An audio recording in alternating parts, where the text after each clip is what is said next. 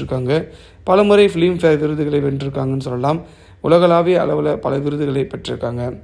UNICEF அமைப்பின் நல்லெண்ண செயலராக பணியாற்றி வருகிறார். பெண்கள் உரிமைகள் குறித்த விழிப்புணர்வு ஏற்படுத்தி வருகிறார்.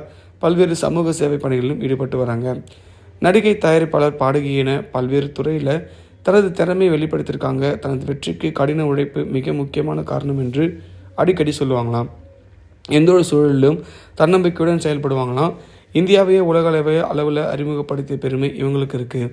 இந்நிலையில் ஆண்கள் எப்படி இருந்தால் பெண்களுக்கு பிடிக்கும் என சமீபத்தை பேட்டி ஒன்றில் பேசியிருக்காங்க நடிகை பிரியங்கா சோப்ரா. அவங்க என்ன சொல்லியிருக்காங்கன்னா, ஆண்கள் உடல் பெண்களை கவர்வது இல்லை. ஒரு ஆண் மாதத்திற்கு 2 முறை முடி வெட்டி கொள்ள வேண்டும். ஒவ்வொரு தருணத்திற்கும் ஏற்றாற் போல ஆடைகளை அணிய வேண்டும்.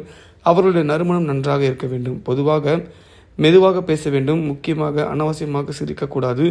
எப்போது தேவையோ அந்த இடத்தில் மட்டும்தான் சிரிக்க வேண்டும். இப்படி இருக்கும்